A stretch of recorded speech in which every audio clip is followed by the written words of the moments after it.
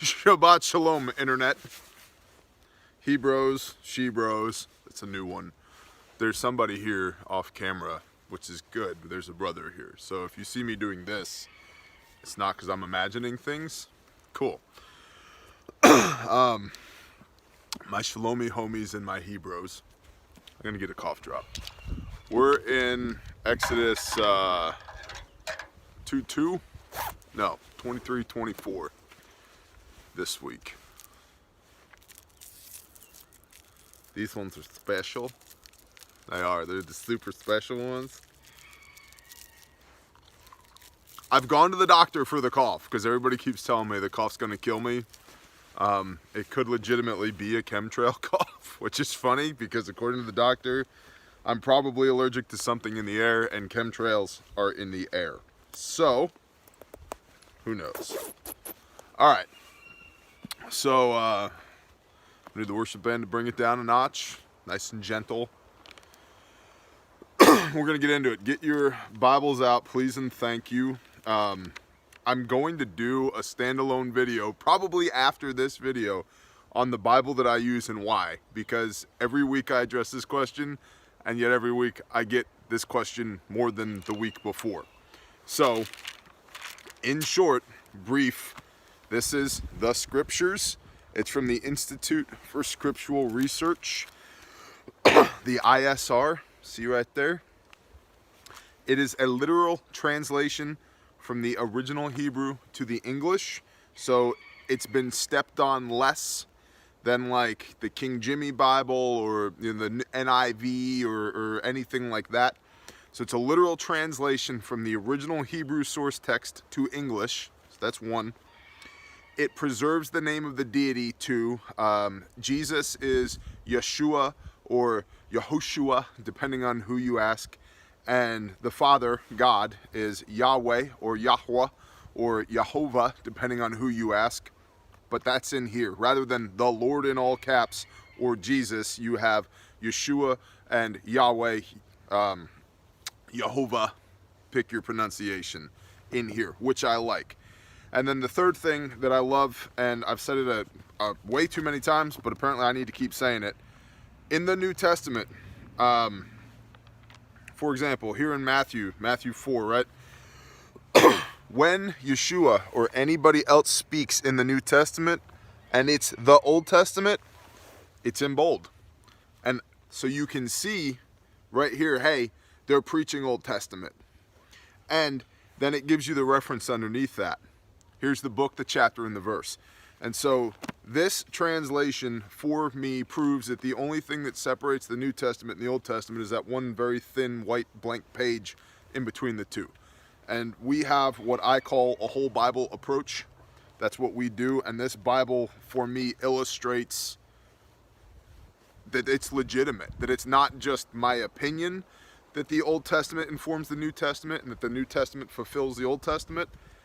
It's fact. It's right here. And it's shown that, hey, when Yeshua preaches, when he's teaching people, what he's teaching them is the Torah. It is the law of Moses that was codified by Moses on command of the Father for the instruction and teaching of the Israelites to conduct themselves in such a way that the Father will bless them, that they are pleasing in his eye. And so I get the question or comment all the time of, hey, you know about salvation, right? You don't need to do that. Yeah, I do know about salvation, and I am blessed to be saved by the atoning sacrifice of Messiah. And I don't discount that at all. That is the cornerstone of our faith here is, yes, first and foremost Yeshua, first and foremost Messiah. And salvation is only through his atoning sacrifice. But you can be saved and be miserable because you're not experiencing the blessings of the Father. And you can experience blessings by keeping the law, the Torah, and not be saved as well. So it's a double-edged sword here. For me, my interpretation of this book and the convictions that are written on my heart is that salvation is through Yeshua and blessings are by obedience. That obedience brings blessing, and that's my personal truth, that's my testimony, and it's my experience in life, and what I do is share that with y'all, and then we can back that up with what it says here in the Word. So yeah, I don't have to do this. I don't have to have a high quality of life. I don't have to love the people around me. I don't have to be prospered and blessed in everything that I do. I don't need to have my way paved for me by the hand of the Most High. I don't need to live a healthy lifestyle and conduct myself as an upright and integral man. I don't need to do any of that. I don't need to do that. However, but if I do, it will go well for me. And when it goes well for me, the Father stretches out his hand and he blesses. And he says, I see you, son. You're doing a good job. Keep up the good work. So, with that being said, we're picking up in Exodus 22. We left off at the end of 21 last week. You can go back and check that out from last week. If you're new to this video, there are many people by the hand of the Father, thousands each week, that are coming to this channel. And lots of people have said, you know, I thought you were just some kind of, you know, egotistical prepper guy, and then I saw you reading the Bible. Thank you. Well, don't thank me, thank him, because this works because he is who he is, not because I am who I am. But if you've back in your Bible for the first time in a while, we have a playlist here called Shabbat. Go to that playlist, and we literally started Genesis 1. Genesis 1:1, in the beginning Elohim, in the beginning God. And we've read straight through. Now we're in Exodus 22. So if you want to go line by line with us, you can do that there in that playlist, starting at Genesis 1. And it is my intention that we will continue to do this until we're at the very back of the book, the very end of it, from cover to cover. That's what we're going to do here, doing this every Shabbat morning, until such a time as we achieve that goal. Then we'll orient and move on with whatever the next thing is. So, that noise is my son over there with a stick. Okay, go Shabbat. He's not working. I guess he can gather sticks without getting stoned on the Sabbath. So, or I'll have to go stone him after this. I don't know. We'll see. We'll have that legalism versus grace argument after this. All right, Exodus 22. Chemtrails. When a man steals an ox or a sheep and shall slaughter it or sell it, he repays 5 cattle for the sheep. We already did this. Exodus 23 is where we're beginning. 23, 24. Do not bring a false report. Do not put your hand with the wrong to be a malicious witness. Lots of people, again, this is where we are right now in the book, is an extrapolation or digging deeper on the 10 Commandments, which is thou shalt not lie, right? No, it's thou shalt not bear false witness. There's a difference. Thou shalt not bear false witness. And so there's a connotation there that gets a lot of people jammed up, is that to who?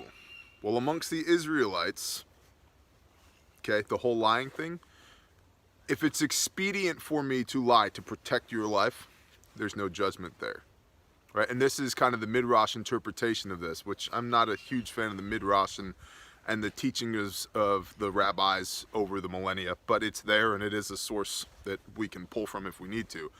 But the idea there is, don't bear false witness. So if somebody's being judged, don't say, hey, I know you did this thing, when you didn't. Because now they're going to suffer judgment unduly because you bore false witness. The lying thing is, yeah, you could easily interpret that as don't lie today, but that's not what it actually says. It says don't bear false witness. And then it goes further here to say, don't put your hand with the wrong to be a malicious witness. Don't join up with these other guys who are also saying these same things, who are bearing false witness. This is straightforward teaching. Do not follow a crowd to do evil, nor bear witness in a strife, so as to turn aside after many, to turn aside what is right. This is like people rioting. Do not follow a crowd to do evil. Okay, straightforward. If everybody jumps off a bridge, would you jump off a bridge with them? No, Mom, I'm not an idiot. Well, prove it. Don't jump off the... Thanks, Mom. Great life advice. I've never looked at a bridge and thought, I'm going to jump off of that right now. I'll just go, right? Thank you, Mom. It worked, right? Clearly this thing worked. But that's what this is saying. Do not follow a crowd to do evil. And I've talked before about one of the things that I love about Exodus, and especially when we get to Deuteronomy, is how straightforward the teaching is. What should we do? Did you steal his goat? Yep. Okay, you owe him 2 goats. Did a wolf steal his goat? Yep. Okay, you owe him 0 goats. Like, and we can extrapolate this in today's life. Maybe it's not your goat, maybe it's your weed whacker. Like if I borrow your weed whacker and you know there's something wrong with it, and if it breaks, it's your fault, not mine. If it's good and it breaks in my hand, I owe you one. And so this is the expansion of this teaching the 10 Commandments that we're getting into now.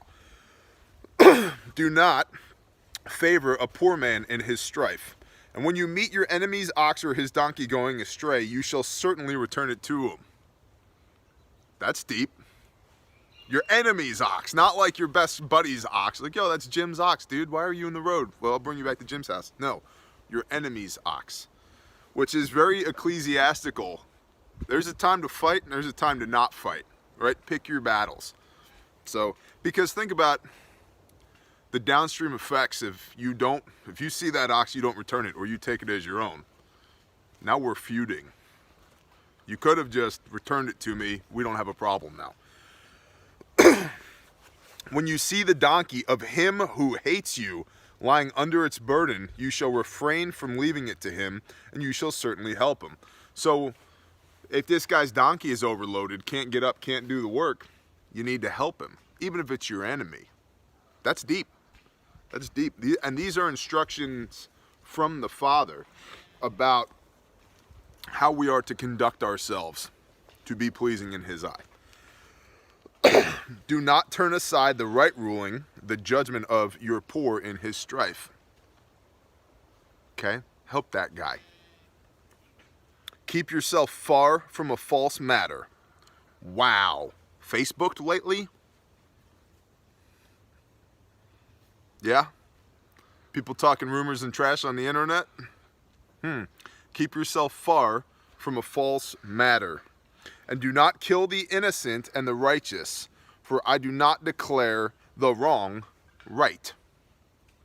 Do not kill the innocent and the righteous. I'm looking at you, Virginia, New York, all these other states. Total BS. The fact that somebody has to tell you do not kill the innocent and the righteous, it's insane. It's insane, and I will say it until the day that I die. It's absolutely insane. You don't get to kill people because it's inconvenient for you. It's ridiculous. And it's right here. It's right here in Exodus. Do not kill the innocent. Okay. As if we needed to clarify, there it is. Do not kill the innocent. Do not take a bribe, for a bribe blinds the seeing one and twists the words of the righteous. Amen. Did you not get my email? Do not take a bribe, right? Yeah, because once you get money involved, you start thinking about the money, not about what your convictions are and what your truths are and where your loyalty should lie. You think about, well, if I had that money, I could buy that piece of land over there. I'd get a new pickup truck or fix this damn bridge for once and for all, right? But now you start to compromise. Well, I could use that money to bless people too and do the Father's work. You could. You could. Or you could just go do the Father's work. You just go to Florida this coming weekend when you're going to be watching this and go feed 20 to 30,000 people, which we're going to do, which is awesome, right? And so, and that by doing creates an opportunity for many people have stepped up and said, hey, we want to help you do that. Many dozens of people have stepped up and been like, either monetarily, we want to fund the reverend, we want to fund you, we want to come help you, we're going to rebuild that church that's there. It creates an opportunity where maybe if you don't have the money or the bribe or whatever to fund these things that are in your brain, you just start putting action to your ambition and people show up out of the woodwork, and courage begets courage. They see you stepping out in faith and they come alongside you and go, I don't know what's going on other than I like what you're doing, I want to help. So, and do not oppress a sojourner, as you yourselves know the heart of a sojourner, because you were sojourners in the land of Mitzrayim, in Egypt. Don't be bad to the people who are traveling through the land, because you yourself were people traveling through the land. That's a really good principle, you know. If you now find yourself in a successful station in life, don't be bad to the people around you who aren't quite there, because at some point you were them too. Or you see some guy who's strung out on the street, you know, some addict who's barely got his stuff together. That was me at one point. Who am I to be bad to that guy? Like, that guy needs love. Just because I don't want to give it to him or I'm not in that position of life anymore doesn't mean it's not my job to go help him. So this is a lesson on perspective right there. Don't forget where you came from. And 6 years you are to sow your land and shall gather its increase. But in the 7th year, this is the Shemitah.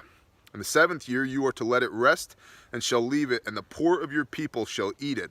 So you let it rest, it self-seeds, what grows back you don't reap. I don't reap, you don't reap. Whoever needs food, they go reap it. And then what's left over after there, it tells us that's for the animals, okay?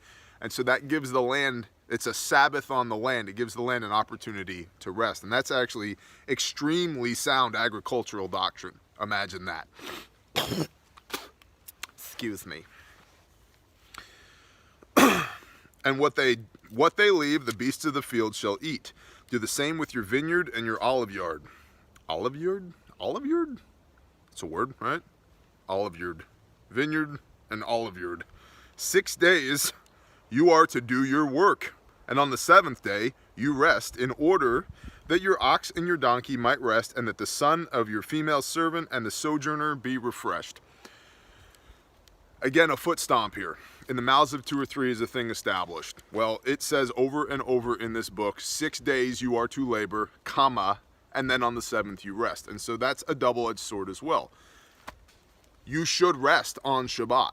On the Sabbath, you should take a Sabbath and rest. And everybody else should as well, which is why the son of your female servant and your ox and everybody, all people rest on the Sabbath.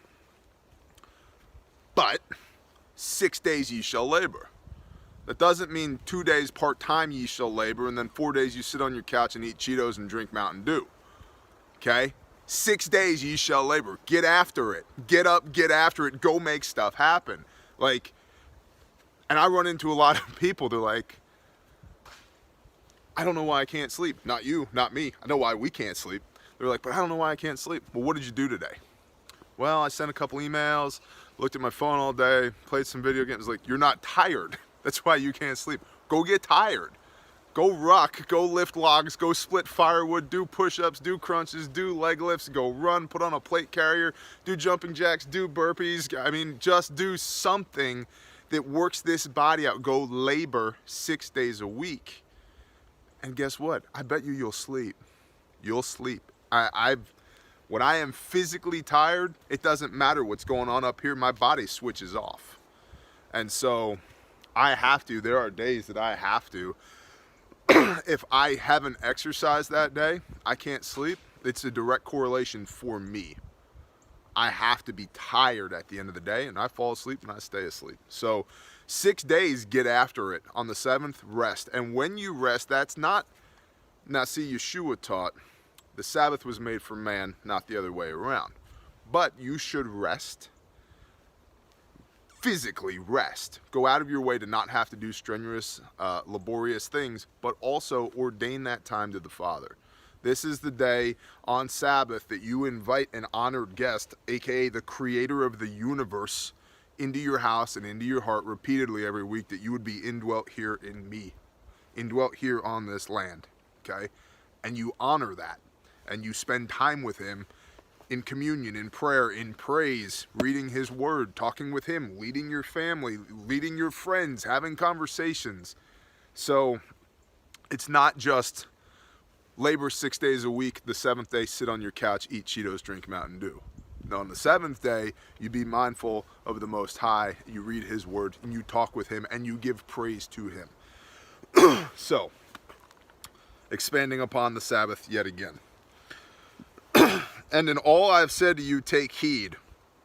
And in all I have said to you, take heed.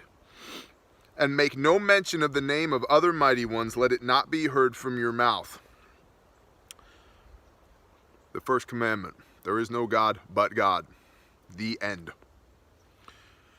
3 times a year you are to celebrate a festival to me. Now, we can go again. Deuteronomy 16, 1 through 17 outlays what those feasts look like. Guard the festival of matzah. 7 days you are to eat unleavened bread, as I commanded you at the time appointed in the new moon of Aviv, for in it you came out of Mitzrayim. So you are doing this in remembrance of, this is Pesach, Passover, which starts the festival of unleavened bread, the festival of matzah. So Passover is 1 day, the festival of unleavened bread is another 7 days after that. And so you party on matzah, it's a festival, it's a party for a week. It's pretty cool. And do not appear before me empty-handed. I will not give to God that which costs me nothing. It's a festival, you bring an offering, okay? And you give it to the Father. Why? Because sacrifice has to cost you something. It's why people don't value something that you just give them. If they have no skin in the game, they don't value it. And that's part of the dichotomy here between grace and law. Because the law requires something of us. No, we can never adequately meet the demands of the Creator. We can't. That's why we have a Messiah. That's why we have an intercessor. But it forces me to be a better version of me, to give up something of me, to die daily to myself, and to lift up my cross and bear it willingly to be more like Messiah, who is my ultimate arbiter of truth, who is the person, the man, the God made flesh in man, who walked out what this thing is supposed to look like and how this works. What this human experience should look like and how best to do it to be pleasing to the Most High. So in order for me to do that, I have to give up something of myself. I have to sacrifice this thing to be more like this thing and to get closer to Him. Okay? So, you make a sacrifice, do not come to me empty-handed. And the festival, the best. The festival of harvest, the first fruits of your labor, Shavuot, okay? This is your spring wheat, when you have sown in the field, and the festival of ingathering, this is Sukkot, or the festival of booths, or festival of tabernacles, Sukkot, S-U-K-K-O-T, which is at the end of the year. This year is in October, first 2 weeks of October. And when you have gathered in the fruit of your labors from the field, 3 times in the year all your males are to appear before Master Yahweh. These are the appointed times. These 3 times. All your males are to appear. And in fact, there's other teaching here in the book that says when your men go, that the Father will see that and bless it and protect your fields, protect your flocks, protect your women, that you'll be good. So, bring the first fruits, bring the first of the first fruits of your land to the house of Yahweh, your Elohim. Do not cook a young goat in its mother's milk. Now that little phrase right there is something that's got people sideways many a time. Why would I cook that's disgusting, a young goat in its mother's milk? And the long and short of it is, as I understand it based upon my research, was that it was a delicacy where they would take a fetal goat and simmer it in the milk of the mother. And it's fancy, or it was really fancy. It was a delicacy. And what the Father's teaching here is, and see, the Orthodox kosher will not combine milk and meat for this reason, because of that line what there. So the orthodoxy says, again, imperfect man trying to interpret a perfect God. The orthodoxy says you just don't combine milk and meat together. We don't do that. Hey, maybe they're right. But there's a lot of teaching that says the idea behind this is don't get fancy. That's a fancy meal. It's and a disgustingly fancy meal. Don't do that. Don't go looking for these delicacies, right? Dude, what should light us up is not that. It's this. Okay? It's the simplicity of living a good life. This is where it starts to get interesting. See, I am sending a messenger before you to guard you in the way, the truth, the life. Messenger, capital M, which is the Hebrew malach, which means messenger, which is often translated as angel. Capital M, messenger. Remember the capitalization. To guard you in the way and to bring you into the place I have prepared. Be on guard before him, capital H. Obey his voice, capital H. Do not rebel against him, capital H, for he, capital H, is not going to pardon your transgression. For my name is in him. Who is this messenger? But if you diligently obey his voice and shall do all that I speak, then I shall be an enemy to your enemies and a distresser to those who distress you. For my messenger, capital M, shall go before you and shall bring you into the Amorites and the Hittites and the Pezerites and the Canaanites and the Hivites and the Jebusites, and I shall cut them off.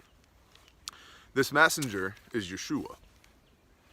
This messenger has appeared over and over in the Old Testament already, in the form of Melchizedek, who comes down and blesses Abraham, in the form of the Creator, who comes and wrestles with Jacob and names him Israel. Yeshua, this messenger, and this is not my opinion, although I ascribe to this particular teaching. There's a lot of opinion and teaching on this, that this is Yeshua in the flesh, and that many a time in the Old Testament, Yeshua is meeting with the patriarchs and guiding them on their way. The way, the truth, the life. That boy's going for a hike. So, bearing in mind that this is Yeshua, let's read that again. See, I am sending a messenger before you to guard you in the way and to bring you into the place which I have prepared. Be on guard before him and obey his voice. Do not rebel against him, for he is not going to pardon your transgression. For my name is in him. But if you diligently obey his voice and shall do all that I speak, then I shall be an enemy to your enemies and a distresser to those who distress you. For a messenger shall go before you, yada, yada, yada, and I shall cut them off. This is Yeshua we're talking about. Do not bow down to their mighty ones, nor serve them, nor do according to their works, but without fail overthrow them, and without fail break down their pillars. And you shall serve Yahweh your Elohim, and he shall bless your bread and your water, and I shall remove sickness from your midst. No, none shall miscarry or be barren in your land, and I shall fill the number of your days. We've talked often about miscarrying. We've talked often about fertility and people who are coming back to the way and keeping commandments. All of a sudden, they have unexplained fertility. And it's not like my opinion of this. I've gotten dozens of emails to this effect. We couldn't get pregnant. We started keeping Torah. Bam, we're pregnant. Cool. And I truly believe that's one of the reasons that the Father tells us over and over again, don't engage in this pagan idolatry stuff, because most of the pagan idolatry stuff revolves around fertility, and he foot stomps that and goes, listen, this is mine. The first thing I ever told y'all when you were people was, be fruitful, multiply. Hashtag go team. Like, go do it, right? And so he reminds us over and over again, you're mine. I created you wonderfully and fearfully in my image. I know how this thing works. And if you keep my ways and turn your face to me, I will turn my face to you, extend my hand, and I'll make sure that you're fertile. I mean, bro, it's all through this book, over and over and over again. So, I shall send my fear before you and shall cause confusion among all the people to whom you come, and make all your enemies turn their backs to you. And I shall send hornets before you, and shall drive out the Hivite and the Canaanite and the Hittite from before you. He's clearing out the land. I shall not drive them out before you in 1 year, lest the land become a waste and the beasts of the field become too numerous for you. So a little bit at a time. A little bit at a time. As there's a need, a little bit at a time. I'll clear some way for you. Little by little, literally here, verse 30. Little by little I shall drive them out from before you until you have increased and you inherit the land. And I shall set your border from the Sea of Reeds to the Sea of Philistines, and from the wilderness to the river, for I shall give the inhabitants of the land into your hand, and you shall drive them out before you. Do not make a covenant with them, nor their mighty ones. Let them not dwell in your land, lest they make you sin against me when you serve their mighty ones, when it becomes a snare to you.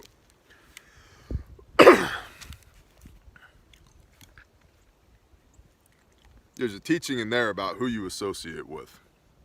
Be careful who you hang out with. that you might be on the path, I might be on the path, you might be on the path, but outside influence can grab you and pull you away again.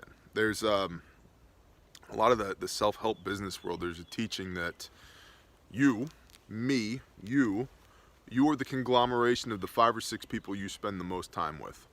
And if you're trying to get better and spend more time in this and be closer to the Father, if the people you're hanging out with are detrimental to that, you're going to have a harder time than if the people that you're hanging out with are encouraging that.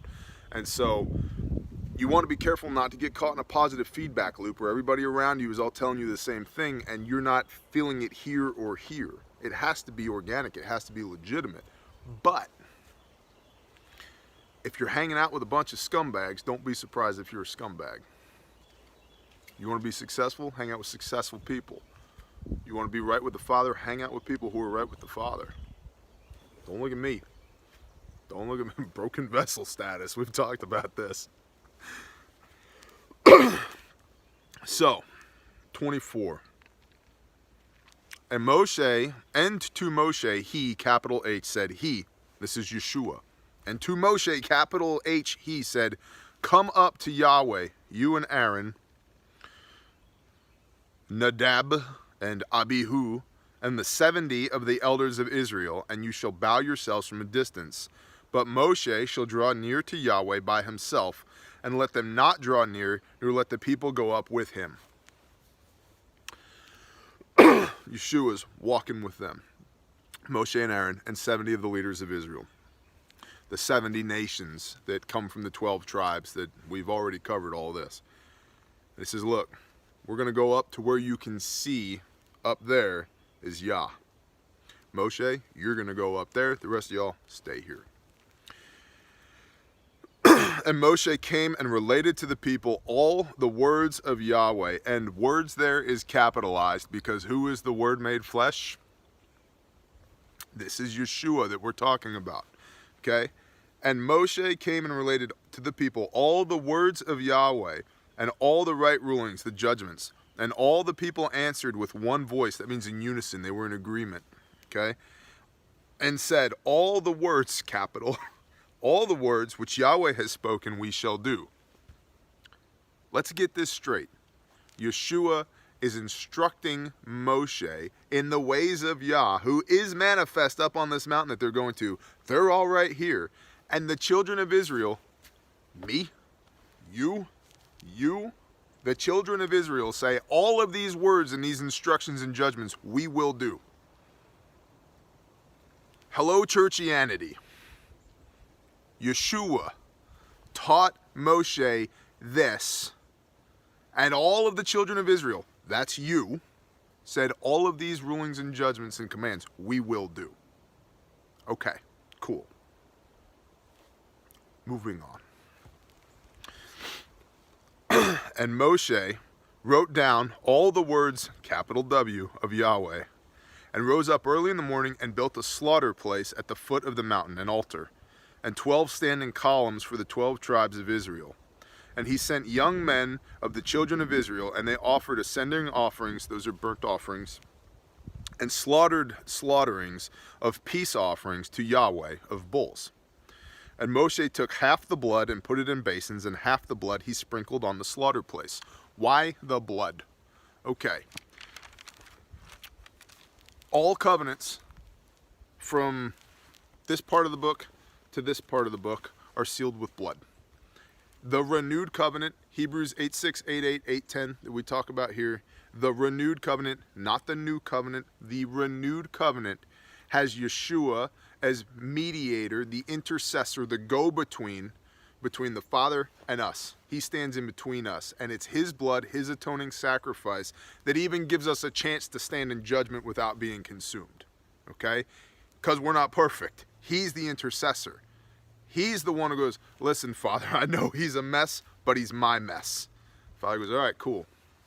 Move it along. Well done, good and faithful servant, right?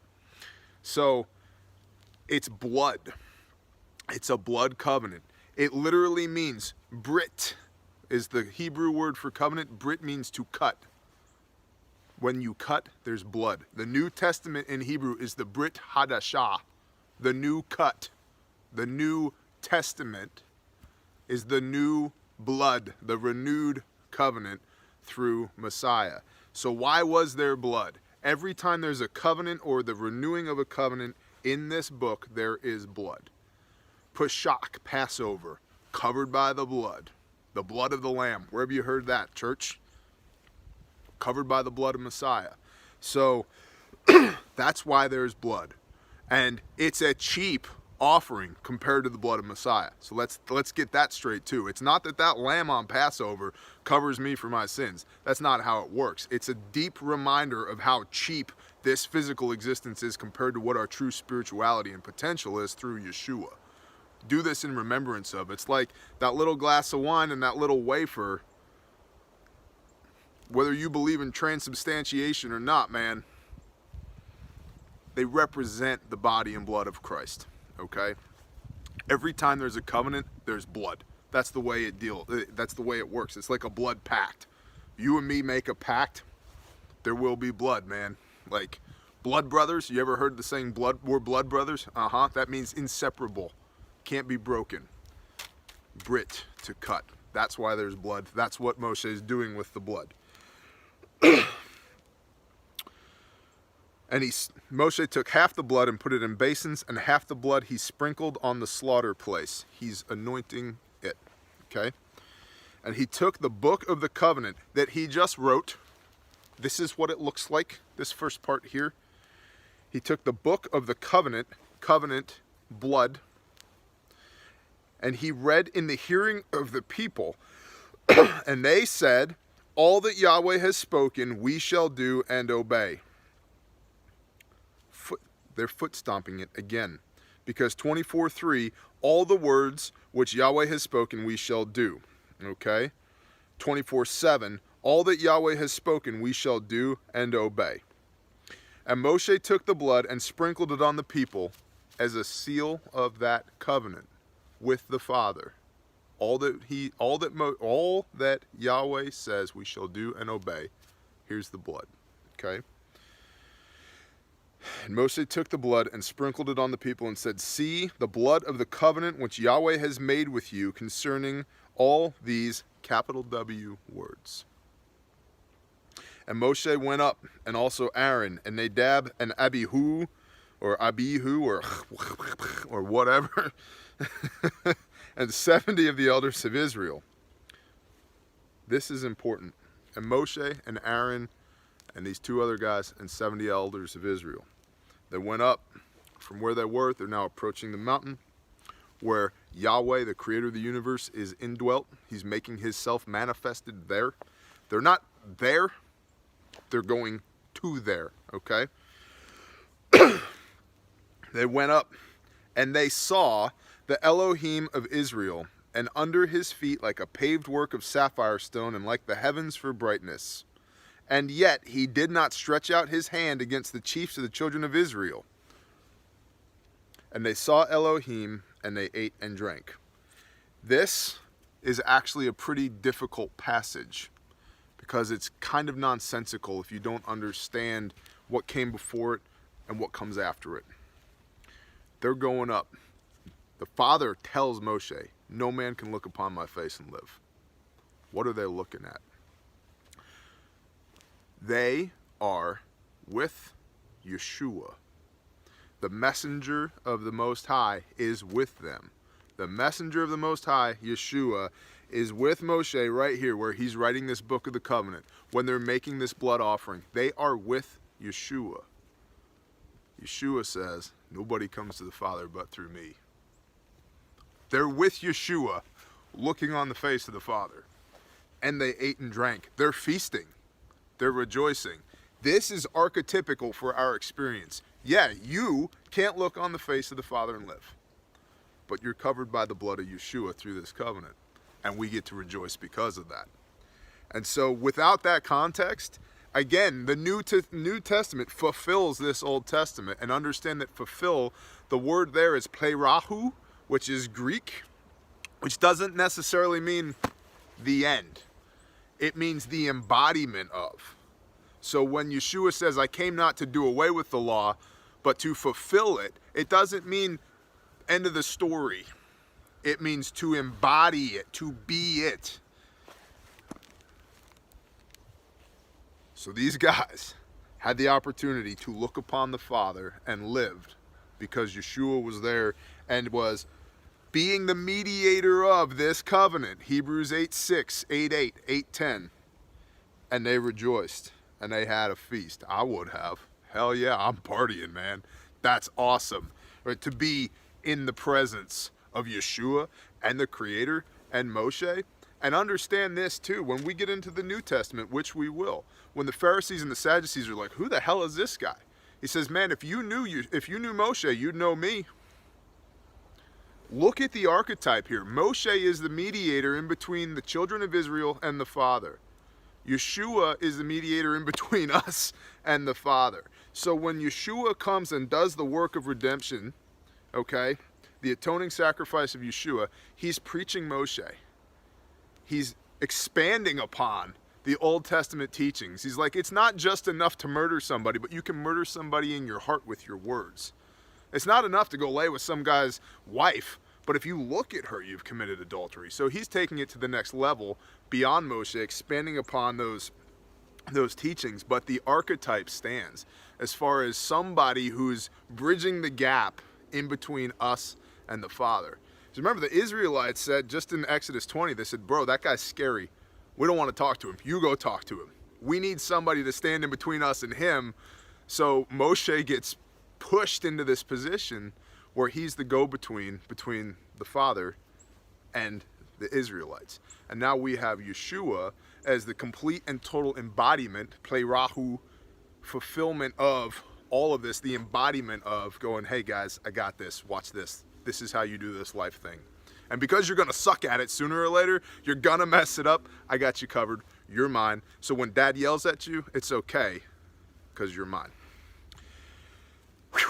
All right. And Moshe arose with his assistant Yehoshua, which is Joshua, which is the same name as Yeshua, which literally means salvation. Funny how the Hebrew works, right? No. They're two separate books. One has nothing to do with the other. The Old Testament's for the Jews, the New Testament's for the Christians. Wrong. And he said to the elders, wait here for us until we come back to you, and see Aaron and Hur are with you. Whoever has matters, let him go to them. Okay, he's like, I'll be back. I'm taking Yehoshua. I'm taking Joshua up the mountain. Aaron and Hur are here. If you guys have issues, they're in command. You go see them. And Moshe went up to the mountain, and a cloud covered the mountain. And the esteem of Yahweh dwelt on Mount Sinai, and the cloud covered it for 6 days. And on the 7th day, he called to Moshe out of the midst of the cloud, he being Yahweh. So they're in waiting. They wait 6 days. On the 7th day, the Father's like, come. And the wind turned my page.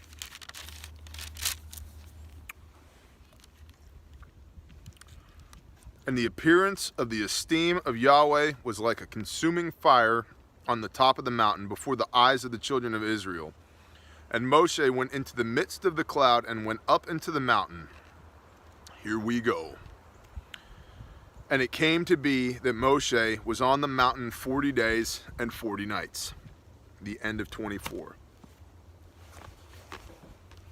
40 days, 40 nights. Where have we heard that before? The temptation of Yeshua, who's in the wilderness 40 days, 40 nights. Archetype, okay? Fulfillment of, embodiment of. Yeshua is tempted 3 times by the Nachash, El Satan, the enemy.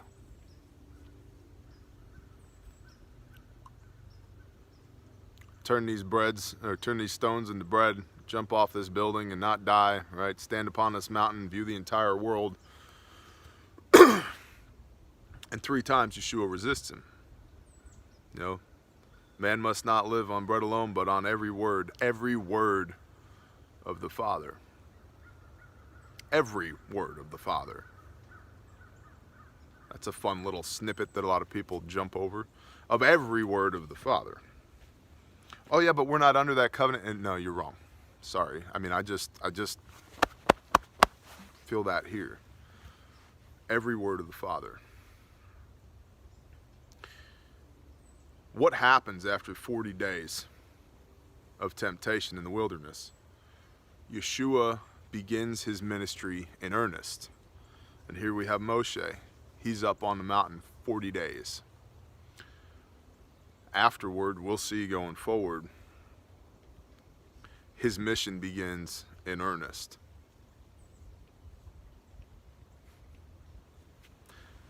There's archetypes to this.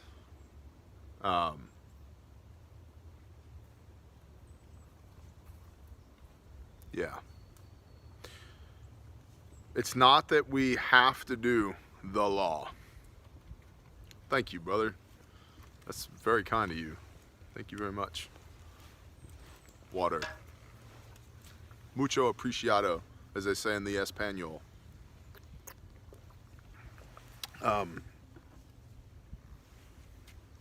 We don't have to do the law. Yes, we're covered by grace. Yep. I prefer to be blessed. I left churchianity early in my life because while there was salvation, there was no fruits, man. There was no blessing. There was a bunch of people faking it, and it was disgusting, and that people would play with the concept of salvation, that they would play with the concept of brotherly love, of being good to each other, just disgusted me. And truthfully, after that, I fell into a lot of those same traps because I'm just as broken and messed up as those people are. And it took me a long time to realize, hey man, the Father doesn't make mistakes, but people sure do. And it's not the Father's fault that those people were doing a crappy job of being followers, in my estimation. And it's not his fault, the Father's fault, that I did a crappy job of being a follower also. But there comes a point, at least for me, there came a point where the realization was, it's not enough to just be saved. It's what James argues about. You know, show me the fruits. Faith without works is dead. However, right, lest any man should boast, by grace through faith, we're saved by believing on the name of Yeshua and his atoning sacrifice. Right. That gets us here. The next step, the next iteration is take that and do something with it. It's not alone. If all it is just right in here, cool. But you have to get to the next step where you can reach out and grab hold of somebody else and help this broken sinner with a terrible life get on with their mission, right? And this guy, and just, we had an elder at my old church who was awesome. And he said his life's mission was to come sliding in sideways into heaven, dragging as many sinners with him as he could. And I love that analogy because the visual to me is he's literally got armfuls of people just dragging them with him, right? And I do think, that's a great aspiration to me. But as you grab on to these other people and latch onto these other people because you're operating from a position of strength because you're blessed, the onus is to get them that salvation and then get them lifted up so where they're a force multiplier and they can go out and latch onto other people too and help them. And so, do I have to keep the law? No. But even Yeshua says, my yoke is easy, my burden is light. If you love me, keep my commandments. It's not hard. It's really not hard. And the downstream effects of obedience are completely manifested in my life. That what we have, that we are blessed to the degree that we have, is nothing short of a miracle. And that's my personal truth. That's my personal testimony that yes, first and foremost, Yeshua is HaMashiach. Jesus is the Christ. And none of us will ever see the face of the Father without him. Period. The end. We will never be good enough. We will never work our way into heaven. But as a gift of the Spirit through belief in him, I have his laws, Hebrews 8:10, written on my heart, and I am convicted to do them. James 3, be not just a hearer of the word, but a doer also. And as a result, by doing these things, the Father tells me you will be blessed. Your obedience will be blessed. and here I stand. That's my testimony. That's what I have, and I really hope that that helps you guys out there in internet land. I'm blown away by the number of hits that we get on these videos. 2,000-ish hits a week these videos are getting with no... I'll never monetize these. That actually hurts the video and the algorithm if it's not monetized. But I'll never monetize these because this is the word of the Father, and I will not profit from the word of the Father. So being less viewable by the algorithm, they're still organically getting a couple thousand hits a week. And we get dozens of emails from that each week, and it's just incredible to me. And it's, again, it's not because I'm me, it's because he's him. And that if he can take this thing and turn this thing into something that can do this, you'd be amazed what he can do to you if you just let him drive the bus. Just see where it takes you. But you got to get in line with him first. And so, salvation through Yeshua, yes. Next, obedience brings blessing. So with that, Shabbat Shalom, y'all.